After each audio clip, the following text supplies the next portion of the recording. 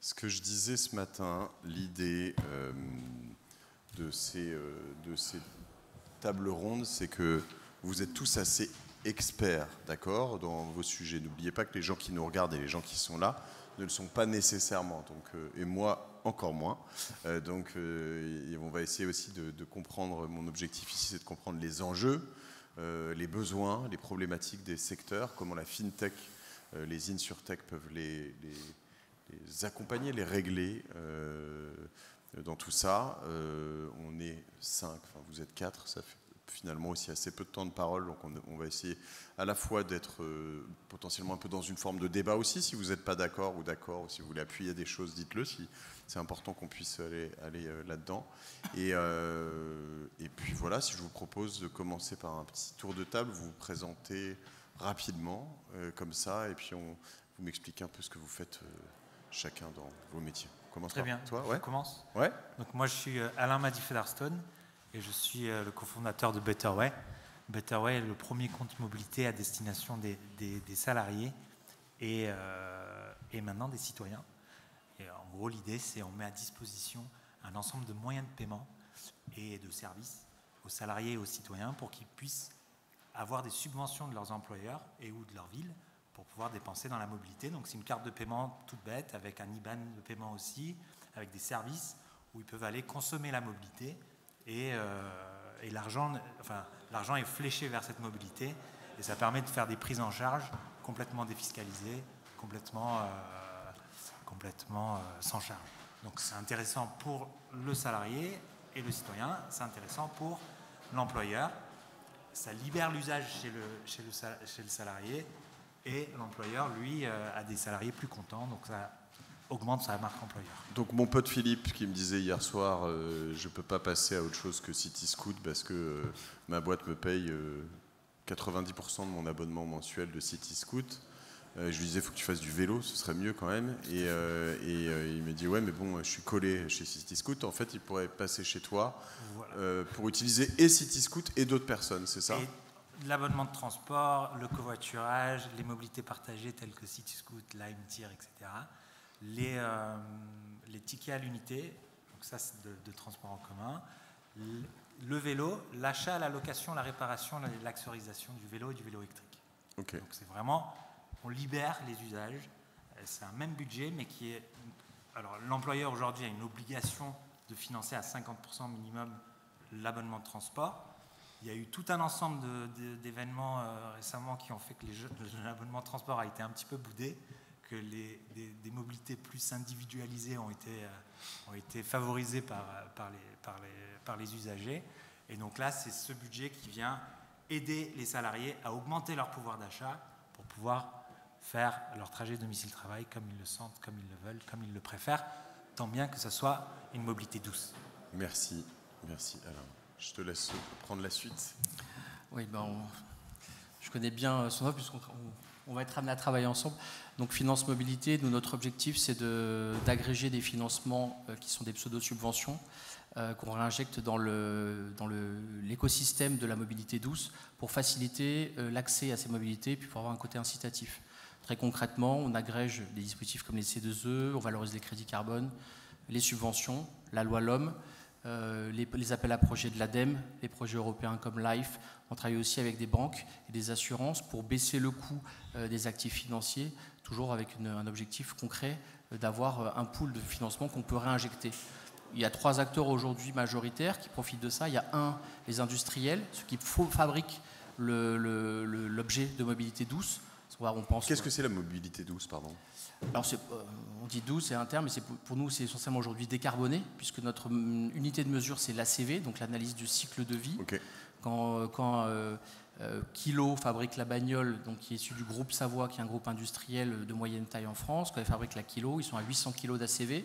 C'est 5 fois moins qu'un véhicule thermique, c'est 10 fois moins qu'un véhicule électrique, avant qu'on tourne la clé. Donc déjà, il y a une économie carbone qui est substantielle. Conception, construction, développement, assemblage, tout ça. Jusqu'au recyclage, exactement. Toute l'analyse de cycle de vie. En plus, c'est des industries qui rentrent complètement dans France 2030, dans le carbone à l'entrée des frontières. Donc, c'est des acteurs qui sont très vertueux. On permet aussi aux financeurs, aux banques, qui aujourd'hui sont en partie financeurs de la décarbonation. Quand ils font des emprunts au niveau pour l'achat d'un véhicule électrique, par exemple, on leur permet d'accéder à certains financements auxquels ils ont droit. Et le dernier, ça va être soit les zones d'activité, les collectivités locales. Et là, on pousse une offre très spécifique qui sont les flottes d'entreprises partagées. Comme on a créé le restaurant d'entreprises partagées, ces flottes d'entreprises que l'on veut mutualiser au niveau des collectivités, des zones d'activité ou dans les grandes entreprises, sont clairement sponsorisées. Et ce qui nous permet d'avoir un TCO, donc un Total Cost of Ownership, c'est-à-dire le coût d'exploitation, qui va être divisé par 2 ou par 3, avec en moyenne 50% de financement qu'on récupère. Tout ça pour avoir un coût de la mobilité qui est très inclusif, puisqu'on arrive dans nos modèles les plus vertueux à 3 € la location d'un véhicule par jour, kilométrage illimité, assurance et énergie comprise. Très bien, merci. Merci. Alors, Laurent, c'est bien oui. À toi de... Donc enchanté, je suis Laurent Bréchon-Cornery, je travaille pour Mastercard. Mastercard, c'est une entreprise technologique et de services mondiale. On est très investi aussi dans la sphère locale depuis une dizaine d'années. L'idée pour nous, dans l'industrie du paiement, c'est d'accompagner les banques, les marchands, les fintechs également, et les collectivités territoriales et les entités gouvernementales. L'idée derrière tout ça, c'est de fournir aux consommateurs des expériences de paiement fluides, sécurisées et sans couture. Et un des sujets pour nous aujourd'hui, c'est la mobilité et la décarbonation. Et donc on s'attelle à accompagner tous les acteurs de ce sujet. Okay. Pourquoi Mastercard est quand même très souvent derrière des fintechs, plus que les autres d'ailleurs? Parce que certainement on a été les premiers à les accompagner. Et deuxièmement, on a une vraie sphère d'idées pour accompagner ces fintechs dans leur développement, parce que c'est important, c'est quand même le futur aussi d'une certaine partie des entreprises françaises. Donc, on est très fiers de les accompagner. Très bien. Merci. Je te laisse te présenter aussi à toi. Ouais, Cédric Cassini, donc je travaille pour Trésor. Alors Trésor, c'est une plateforme de banque as a service qui a été lancée en 2016 et rachetée en 2019 par le groupe Société Générale. On est spécialisé dans les services de paiement en marque blanche. Donc on s'intègre dans les parcours clients des fintechs, mais pas que des fintechs. On s'adresse aussi à des banques ou à des corporates portés par le marché justement aujourd'hui de l'embedded finance, qui consiste en fait à proposer des services de paiement ou bancaires dans des applications non financières. Et donc nous, notre spécialité, c'est justement de proposer des services par API qui viennent s'intégrer vraiment dans le parcours des clients. Alors on travaille avec un grand nombre d'acteurs. On travaille avec Betterway justement sur la partie mobilité. On travaille avec Mastercard. On est partenaire de Mastercard depuis notre lancement. La verticale mobilité, c'est une des 3 verticales stratégiques du groupe Société Générale aujourd'hui, avec la banque de détail et la banque de financement et d'investissement. Et on est positionné sur ce segment. Donc vraiment, on a la volonté, en tout cas chez Trésor, de soutenir cet écosystème en étant un enabler technique. On met aussi à disposition notre licence d'établissement électronique en Europe pour justement favoriser le développement de ces solutions en France, mais aussi dans d'autres pays. Alors comme dans la santé, ce matin, finalement, la mobilité, c'est un endroit où se rencontrent en fait beaucoup de petits acteurs, de gros acteurs privés, de gros acteurs publics, de petits acteurs publics d'ailleurs, enfin des grosses collectivités, potentiellement des États entiers. Et parfois, il y a des intérêts qui ne sont pas, même très souvent, j'ai l'impression, notamment dans le paiement, mais totalement convergents. Je veux dire, j'imagine que, je ne sais pas comment tu peux le voir toi, mais Uber n'est pas forcément content de se dire, tiens, je vais avoir quelqu'un qui va venir, qui va payer avec une carte, je ne sais pas qui c'est, je ne sais pas comment il consomme, je ne l'ai jamais vu, ça se trouve, je le connais, mais j'en sais rien. Alors, je pense qu'il y a eu le grand fantasme du Mobility as a Service, c'est l'app unique qui permet de tout faire, le plan, book, pay. Donc je dis où je veux aller, et ensuite je vois l'ensemble des choix et des possibilités pour y aller, et je sélectionne, je paye, enfin je le book, et ensuite je paye. On est en train de faire le deuil de cette vision-là. Ce sera une sorte de city mapper où en fait, même encore mieux, j'aurais l'abonnement et ce serait compris dedans. J'aurais même pas à payer. On fait le deuil de cette vision-là. Pourquoi? Parce qu'en fait, chaque opérateur de mobilité a une spécificité, a une expérience. De plus en plus, les utilisateurs s'attendent à ce qu'il y ait une expérience fluide, qui soit adaptée, qui corresponde au métier, qui est de transporter les personnes en VTC, ce qui est le métier d'Uber. C'est très différent de transporter les personnes en covoiturage comme Klaxit ou Blablacar Daily.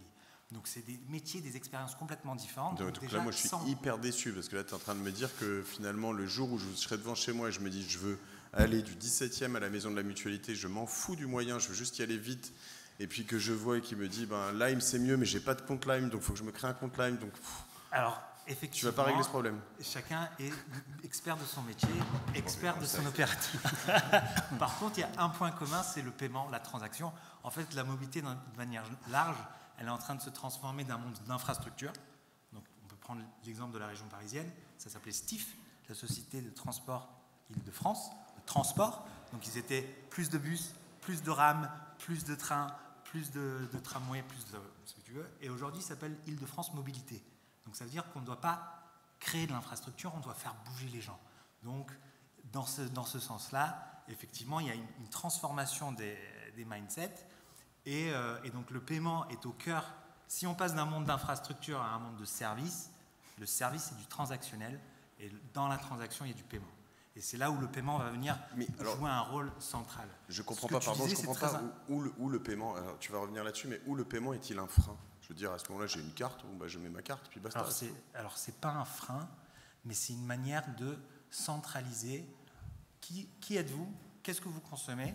Et quelles sont les prises en charge auxquelles vous pouvez avoir le droit. La mobilité est hautement financée. On achète son ticket de métro à Paris à 2,10 €. Le coût réel d'un trajet, c'est 8 €. Donc, ça veut dire qu'il y a 6 € qui sont financés par la région Île-de-France. Et historiquement, la région opérait les transports dans la région. Aujourd'hui, avec la loi LOM, que tu mentionnais tout à l'heure, on a distingué les deux. Il y a le financement qui doit être fait au niveau de l'autorité organisatrice de mobilité, et ça en général c'est la région. Et maintenant, les opérateurs sont autre chose. Donc, la région peut financer différents opérateurs, pas uniquement des opérateurs de mobilité, des opérateurs de transport en commun, mais aussi du covoiturage, du Véligo, on l'a vu à Paris, du Citis, du Vélib. Donc en fait, cette logique de financement, elle est en train de plus aller directement vers l'usager et non plus vers l'opérateur. Et je pense que c'est ce dont on a besoin dans la mobilité de manière très importante. On fonctionne aujourd'hui avec des technologies d'il y a 50 ans, d'il y a 100 ans. Ça convenait bien il y a 100 ans, il y a 80 ans. Aujourd'hui, on a des GPS, des batteries, du paiement, de l'instantané, de la gestion de flux. On est capable de mieux faire avec moins. J'en suis persuadé. Et c'est un peu la vision de Betterway, c'est de centraliser ça autour de la transaction et de dire, en fait, comme la santé, il y a 3 financeurs dans la santé, il y a une multitude d'opérateurs, et c'est ce qu'on est en train d'observer dans la mobilité aussi. Les 3 financeurs de la mobilité sont région, entreprise et usagers, et puis chaque personne dans sa voiture qui a des places vides devient potentiellement un opérateur de mobilité. Donc comment est-ce qu'on coordonne tout ça? Dans la santé, on coordonne tout ça avec la carte vitale, en fonction de qui on est, ce qu'on achète. Il y a une prise en charge plus ou moins forte de la Sécu, de la mutuelle, et le reste à payer. Et c'est un peu notre vision pour la mobilité, c'est de se dire, est-ce qu'on ne pourrait pas le faire à la transaction? Si je suis chômeur et que je vais me rendre en transport en commun sur mon entretien, sur mon lieu d'entretien, c'est pris en charge à 100% par la région. Et si je suis CSP+, et que je prends un Uber, il y a un reste à charge peut-être de 90% ou de 100%. Oui, pour rebondir, c'est toujours très important dans la mobilité, quand on l'a fait évoluer, de se poser la question de l'addition versus la substitution. En fait, on a créé depuis une centaine d'années, effectivement, le métro a été créé pour ça. Il avait été créé pour substituer. Et en fait, on s'est aperçu, dans le fur et à mesure de l'évolution de notre société, c'est qu'en fait, on a plutôt additionné. Un service s'additionnant à un autre pour finalement manger une partie de certains usagers plutôt décarbonés par les transports en commun sur des modalités individuelles. Bon, la voiture a été le grand gagnant. Donc aujourd'hui, c'est vrai que quand on se positionne par rapport à cette chaîne de valeur, la question qu'on se pose, c'est l'usage. Effectivement, comment est-ce qu'on permet aux gens de se rendre compte de la valeur de l'usage? Parce que déplacer, comme je dis souvent, un sofa, 2 fauteuils, une véranda, une chaîne Bose, 4 mètres cubes de chargement et 2 tonnes pour faire 10 km, quel est l'intérêt ? Et une fois qu'on a parlé de cette question de l'usage, la question du financement arrive à la fin. Effectivement, quand on a un transport en commun qui est très sponsorisé, si demain on veut le rendre plus économiquement viable et plus vertueux, il faut se poser la question de comment est-ce que je répartis la valeur. Et donc répartir la valeur, ça veut dire aussi couper une partie du coût de l'actif. Donc c'est vrai qu'il y a des stratégies financières qui doivent être prises en compte en même temps que l'usage et en même temps que l'évolution sociétale. Donc là, c'est plutôt tout à chacun de s'emparer du sujet. Tu comparais tout à l'heure un peu la carte vitale et la carte bancaire. Il y a une différence assez majeure, je crois, là-dedans. C'est que quand tu utilises une carte de paiement, c'est le bon terme, je crois, tu ne donnes pas de données nécessairement à la personne qui reçoit le paiement, ce qui n'est pas forcément le cas de la carte vitale. Ce que je veux dire, c'est que c'est là où, en effet, je pense il peut y avoir des problématiques de... Moi, si demain je suis même Vélib, je veux savoir qui potentiellement utilise, ne serait-ce que pour des raisons de vol, de garantie, de je sais pas, enfin, alors on doit pouvoir garantir ça par en prélevant, comment on appelle ça, des empreintes ou des choses comme ça, mais il y a un sujet là-dedans, c'est-à-dire qu'il y a le transfert de données, le RGPD, l'anonymat, enfin... Oui, bien sûr. Après, nous, on intervient justement pour mettre en place le cadre dans lequel nos clients, comme Betterway, vont pouvoir justement délivrer leurs services. On se charge de l'identification et de la vérification d'identité des clients. Après, effectivement, on ne fait pas n'importe quoi avec les données, je vous rassure. Mais on crée effectivement ce cadre et en fait aussi on va pouvoir donner à nos clients des données justement transactionnelles, donc ils vont pouvoir comprendre mieux leurs utilisateurs, savoir ce qu'ils consomment, quel type de mobilité ils favorisent. Donc ça va leur donner des données supplémentaires sur leurs utilisateurs. Donc on va pouvoir savoir que Alain adore prendre le métro tel jour de la semaine par exemple. Et ça va commencer à créer tout un écosystème favorable que Betterway va pouvoir utiliser en tant qu'argumentaire auprès des entreprises pour lesquelles il va vendre la solution Betterway. Donc nous, on est vraiment là, encore une fois, pour mettre à disposition notre technologie de paiement, faire en sorte que les transactions passent et au bon endroit, c'est-à-dire dans un contexte de restrictions qui sont déterminées souvent par la réglementation, et aussi s'assurer que effectivement Alain est bien Alain. Il y a un point important. Ce qu'on cherche à résoudre aujourd'hui, c'est l'expérience consommateur, l'expérience usager. Comme vous l'avez dit tout à l'heure, et vous l'avez dit aussi également, je suis obligé de créer un compte dans chaque application pour pouvoir véhiculer, pour pouvoir utiliser les moyens de transport. On a un flux transactionnel qui est pas unique, mais qui est le même en fait pour chaque opérateur. Et c'est vraiment l'idée de ce qu'on appelle l'ABT, l'Account Based Ticketing, qui est un compte central qui permet de dire « moi, je suis Laurent Bréchon, j'associe ma carte de paiement et quand je vais faire des paiements chez des opérateurs de mobilité, je vais être référencé comme étant cet utilisateur-là ». Donc de donner une sorte de consentement là-dessus, par exemple. Oui, de toute façon, je suis obligé de donner mon consentement pour créer un compte. Mais l'idée, c'est que toute cette complexité aujourd'hui sur l'enrôlement des utilisateurs, sur l'utilisation, il faut la résoudre. Et je pense que les fintechs aujourd'hui sont les bonnes personnes pour proposer des solutions à ces entités territoriales ou gouvernementales pour les accompagner dans cette mise en œuvre. Alors, effectivement, les informations ne transitent pas forcément dans la transaction. Mais dans le cas d'usage de l'employeur, lui, il dispose de... Je sais à qui appartient cette carte. Et donc, du coup, en fonction de qui appartient cette carte et de la transaction que je vois, je vais pouvoir, en temps réel, quand la personne fait son code ou passe son Apple Pay ou son Google Pay sur le TPE, nos serveurs à nous sont interrogés et on va dire « Ok, cette carte, elle appartient à ce monsieur, ses droits, c'est ça, ça, ça, ça. Cette transaction, je la reconnais comme étant de l'abonnement transport. Donc, c'est de l'abonnement transport, je fais 50-50. » Il y a 50% qui sont pris en charge par l'employeur et 50% par le salarié. Et donc, du coup, je suis capable de catégoriser, autoriser et ventiler en fonction de qui on est. Et c'est un peu ça la vision de la carte vitale, c'est ce que je suis, qui je suis et ce que j'achète, il va y avoir une prise en charge plus ou moins forte. Alors aujourd'hui, on a 2 offres principales, une offre pour les entreprises et une offre pour les citoyens. L'offre pour les entreprises, c'est pour la gestion de tout leur transport domicile-travail. Et donc, on a réussi à brancher 2 des 3 financeurs qui sont l'employeur et l'usager, donc le salarié. Et on a un autre cas d'usage qui est la ZFE. Le troisième financeur, pardon, c'est la région. Okay. Et on a un autre cas d'usage où là, la ville de Grenoble a mis en place une ZFE, une zone à faible émission, où en fait les voitures critères 4 et 5 au 1er décembre, je crois, n'ont plus le droit de rentrer dans le centre-ville. Et donc du coup, les gens se sont dit « Ah mais c'est pas une zone à faible émission, c'est une zone à forte exclusion. Vous êtes en train d'exclure certaines personnes du centre-ville. Donc qu'est-ce que vous prévoyez ?» Et les élus ont répondu « On va mettre en place une carte prépayée avec un budget de 1 000 € pour que quand la personne conduit son véhicule un peu vieux et un peu polluant jusqu'à la limite de la ZFE, qu'elle sorte sa carte ZFE et qu'elle puisse prendre en relais des mobilités décarbonées, donc les transports en commun, DOT et le covoiturage, etc. Et donc ça, c'est un autre cas d'usage où là, c'est du financement directement qui va de la région vers le citoyen pour pouvoir se déplacer à l'intérieur de cette ZFE. Donc pour l'instant, on a les 3 financeurs, pas sur les mêmes cas d'usage, mais on y arrive petit à petit.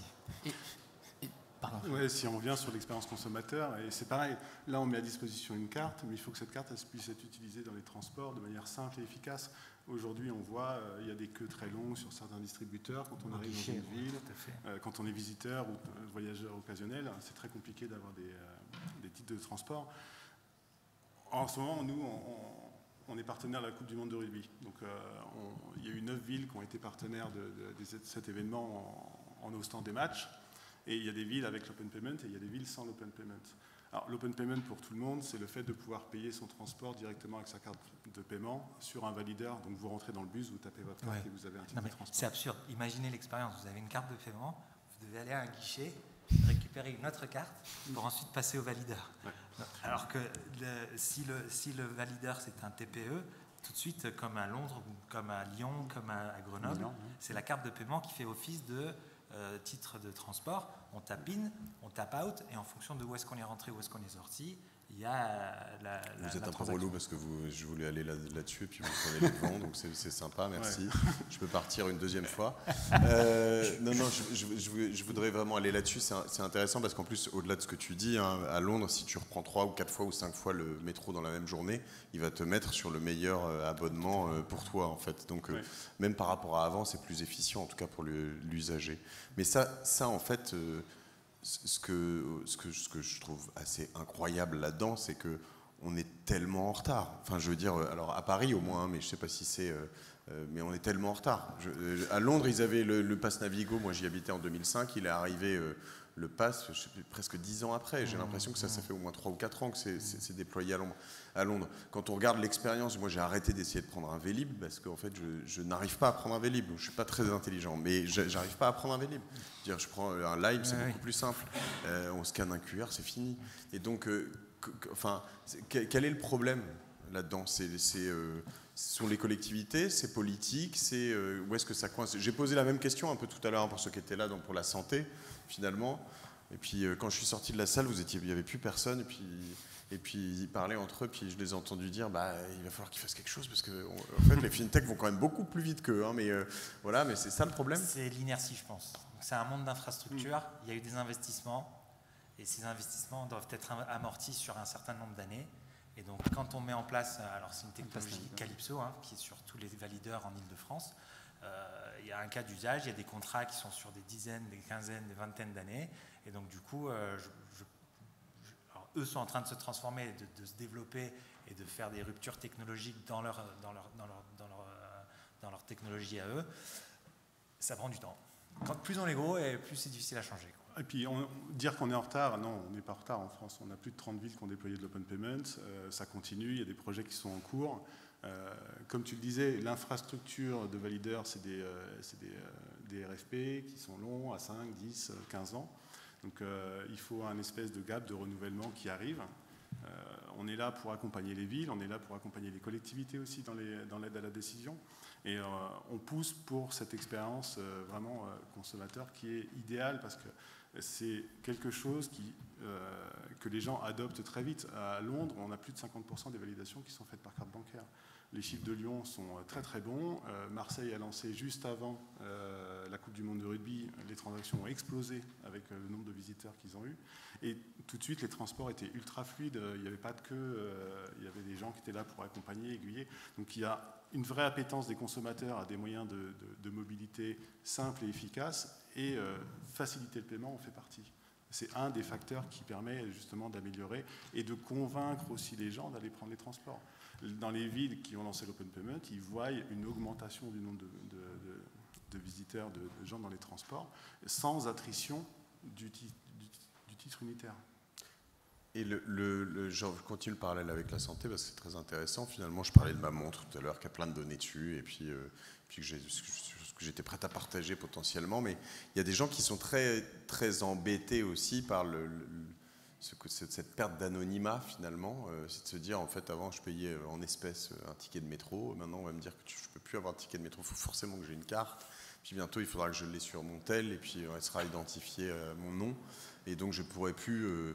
finalement voyager ni en Lime ni en ce que je veux librement sans que en fait le système, que sais-je, le sache. C'est quelque chose qui préoccupe les gens, ça, qui vous préoccupe, qui énormément. On a pas mal de clients qui sont des grands comptes, donc Allianz, Merck, Cofidis, KPMG, Kering. Je vais arrêter là, mais ils ont une sensibilité très forte à la sécurisation et à des données. Il faut savoir que l'employeur a déjà pas mal de données sur vous. Donc, votre numéro de sécurité sociale, votre adresse, votre carte d'identité, etc. Là, effectivement, ils ont une donnée en plus, c'est les transactions que vous faites et les justificatifs de paiement que vous demandez, dont il y a des prises en charge. Mais ça, il l'avait déjà avant. Donc, il n'y a pas, en réalité, il n'y a pas d'acteurs qui ont plus de données. Il y a une réglementation qui s'appelle la RGPD qui, nous, en tant que sous-traitants, nous empêche de faire n'importe quoi avec ces données. Donc, in fine, le responsable de traitement qui est l'employeur a autant d'informations qu'il avait avant. Elles arrivent en temps réel, justement. C'est un peu la grande différence aussi. Et là, on parlait d'expérience client tout à l'heure. Et c'est vraiment ce que nous, on veut apporter à des acteurs de la FinTech, c'est proposer du temps réel pour que l'expérience soit la plus aboutie possible. Et pour assurer, nous, dans la sphère monétique, on traite un numéro de carte avec des transactions, donc un marchand et un émetteur. On n'a jamais les informations sur le données du porteur, son nom, son prénom, c'est des choses qu'on n'a pas. On s'occupe de la sphère monétique et toute la sphère billettique business est gérée justement par des acteurs comme ça. Et moi, je voulais dire, dans le cadre d'un cas d'usage, nous, actuellement, on a une stratégie de décarbonation qui s'appuie sur ce qu'on appelle le crédit carbone en report modal, c'est-à-dire le fait que je n'ai pas pris ma voiture pour aller vers du vélo. Donc, typiquement, c'est le genre de data aujourd'hui que l'on peut utiliser pour valoriser les usages vertueux des collaborateurs des entreprises. L'important dans cette dynamique-là d'analyse de la data, c'est l'authentification, l'auditabilité et la véracité de l'information pour qu'après, quand on a des contrôles, des audits de l'État ou d'autres organismes comme l'ADEME, on puisse prouver qu'il y a une politique vertueuse des acteurs de la mobilité, tous engagés pour un seul objectif qui est décarboner. Bon, là, aujourd'hui, ils ont retiré tous les vélos, ils les ont arrachés. Très clair. Avant de prendre quelques questions... on a peu parlé ou pas d'assurance. Alors, je ne sais pas si vous êtes impliqué de près ou loin, peut-être toi, mais en effet, ce qui est intéressant, c'est de se dire dans quelle mesure, avec toutes ces choses-là, quand je paye quelque chose, peut-être même à 50-50, je suis assuré quand je prends ce vélo et quand j'utilise tel ou tel mode de transport. Alors, moi, je ne peux pas parler que pour mon périmètre, qui est plutôt l'utilisation d'un véhicule 4 roues, un quadricycle. Donc, nous, on travaille plusieurs sur les stratégies d'assurance, de réduction du prix, parce qu'on travaille sur la sinistralité. Il faut savoir qu'un véhicule électrique, aujourd'hui, si on a un accident qui touche la batterie, c'est le véhicule à la poubelle. Donc, le coût de la sinistralité pour l'assureur est très important pour les véhicules électriques traditionnels. Surtout qu'on voit que Tesla, dernièrement, a encore investi dans une presse aluminium qui, en un seul coup, nous fait tout le châssis. Donc on n'a qu'un seul châssis et qu'une seule batterie. Donc on tape une roue, on peut tout jeter. Donc nous, on travaille sur ce coût de la sinistralité avec des véhicules qui sont réparables, qui sont recyclables. Et effectivement, ça nous permet de tirer les prix vers le bas. Mais nous, on est vraiment là sur le coût de l'actif, moins sur le coût de l'usage qui pourrait être adossé à un moyen de paiement. Nous, on le voit aussi inclus dans les offres de location longue durée qu'on fait, où en général, on ne met pas à disposition juste un vélo. On met à disposition un plan de financement. Comme ça, on peut lisser le coût du vélo ou du vélo électrique sur plusieurs années pour assurer que la prise en charge de l'employeur soit la plus forte possible. Et il y a des services de maintenance aussi, en cas de crevaison, en cas de maintenance préventive et tout ça. Et puis il y a aussi le service d'assurance où en fait, comme je disais tout à l'heure, si c'est vrai au niveau de la région où on passe d'un monde d'infrastructure à un monde plus de services, c'est ce qu'attendent les gens. Ils veulent avoir du service. Donc quand je prends un vélo, je m'attends à ce qu'il soit réparé sous 24 heures, qu'il soit assuré en cas de vol ou de perte, et que je n'ai pas à me soucier de qu'est-ce que je vais en faire, est-ce que je vais devoir le revendre ou pas, etc. Donc, Après, sans spoiler un développement que nous a soufflé Alain, nous, on ne travaille pas directement sur l'assurance, mais sur la réduction des risques. Et je me souviens, Alain, qui me disait, est-ce qu'on peut faire en sorte que quand il neige ou s'il y a un orage, on n'utilise pas sa trottinette? J'ai dit, bon, on n'y avait pas pensé. mais effectivement, c'est typiquement le genre de service qu'on est capable de proposer. C'est-à-dire que d'intégrer des données externes dans notre API pour qu'au niveau de la carte, on puisse autoriser ou pas une transaction en fonction de la météo. Donc ça, c'est un cas d'usage hyper innovant porté par Betterway, mais qui permet de réduire le risque et donc potentiellement on peut adapter son assurance en fonction. Mais en tout cas, c'est un des cas qui est intéressant et sur lequel nous, on aime travailler sur le plan technologique. Intéressant. Merci. Vous avez des questions un peu pour nous?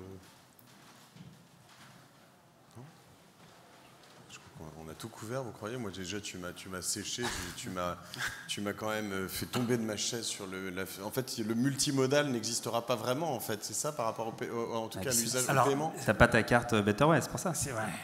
et donc moi peut-être que j'ai des œillères sur le domicile travail, mais en général on n'utilise pas un journée planeur pour aller au boulot. On connaît les 3-4 manières d'y aller. Il y a soit cette ligne de bus, soit je peux prendre un Lime où la station elle est là-bas. Donc il n'y a pas le besoin de journée planning le matin, il n'est pas forcément là. Après, je pense que c'est des services qui peuvent être détachés les uns des autres. Il ne faut pas forcément tout intégrer. Il n'est pas réaliste de penser, je voudrais être certain, est-ce qu'il est réaliste de penser qu'un jour, avec une carte comme la tienne ou une autre, ou je pourrais partir et pas me créer un compte à chaque... je pourrais faire comme dans le métro londonien et puis dire tiens, je prends ce métro, puis finalement il faut que je finisse en taxi ou voilà, et puis finalement je vais prendre une trottinette et en fait... En fait, l'intégration, ça demande des efforts, ça demande du développement, ça demande des accords commerciaux. Alors quand on passe par le paiement, ça peut se faire tout de suite. Et nous, notre délire, c'est l'universalité. Ce qu'on veut, c'est que chacun puisse aller dans n'importe quel magasin de vélo pour pouvoir acheter un vélo, qu'il puisse utiliser n'importe quel... il y a plein de services de covoiturage de partout. Si on devait s'intégrer avec l'ensemble, et il y a plein de gens qui essayent de le faire, Uber a essayé, Google essaye, mais en fait, il y a tellement d'opérateurs que l'universalité n'est jamais garantie. Parce qu'à la fin, celui qui crée le device, enfin l'objet roulant identifié, eh bien, devient qu'une commodité. C'est-à-dire que si demain Peugeot ou Tesla, ou peu importe, mais acceptaient ça, finalement, ils auraient quasiment plus de valeur. Ce serait juste une sorte de, encore une fois, un objet roulant, quoi, basta. Non, parce qu'on choisira le moyen de transport qu'on souhaite utiliser. Et pour revenir à ta question principale, est-ce que le MaaS est fini? Est-ce qu'on n'aura pas ça? Le MaaS, c'est le Mobility as a Service. C'est l'API qu'on peut tout faire. Ouais. Et en fait, on a un exemple concret qui est réel. En Hollande, dans les Pays-Bas, ils ont, avec Translink, qui est un peu l'entité qui gère les transports au niveau national, ont décidé de mettre en place une infrastructure. Et donc, ils déploient l'open payment dans toutes les villes. Et ils mettent à disposition des consommateurs, donc des usagers, très clairement, des cartes de paiement. Et ces cartes de paiement sont associées justement à Translink et elles permettent de voyager dans tout le pays, d'avoir des réductions, d'avoir des tarifs adaptés aux usages et aux personnes. Et l'idée derrière cette carte, qui sera soit digitale dans la plupart des cas, donc dans un XPay, dans un wallet, ou alors plastique pour les personnes qui n'ont pas de smartphone, qui ne veulent pas de carte digitale. L'idée, au-delà du transport en commun, c'est d'associer toutes les mobilités douces, donc la location de vélo, la location de VTC, et donc ils construisent la plateforme pour intégrer tous ces opérateurs. Et en fait, toutes les villes se connectent à ce système qui est un système ABT, donc Account-Based Ticketing, et qui permet aux utilisateurs de voyager partout dans le pays avec les mêmes conditions. Et ça s'arrête où? Parce que finalement, on peut se dire que c'est tout un pays, on pourrait se dire ça peut aussi fonctionner pour la SNCF, pour aller d'une ville à l'autre, non? Ça pourrait marcher pour aller d'une ville à l'autre, d'un pays à l'autre. Ouais. Mais il faut commencer bien par un endroit Quel et horizon? ensuite faire Quand grandir est-ce le suivant. Est-ce On a un que bêta le testeur. petit magasin du coin de vélo, c'est un opérateur de mobilité, il vend des vélos, il ne va pas aller se brancher en API sur le système. Pourtant, il y a des prises en charge de la région, 400 € qui sont remboursés en Ile-de-France et puis d'autres montants dans les autres régions de France. Pour l'électrique. Donc, oui, tout à fait. Pour l'électrique. On va pas rentrer dans ce débat. Ok. Voilà. On a fait un bon tour, je crois. Je crois. Hein. Pas de questions? On est bon? Bon, bah merci alors. Merci beaucoup. Merci à vous.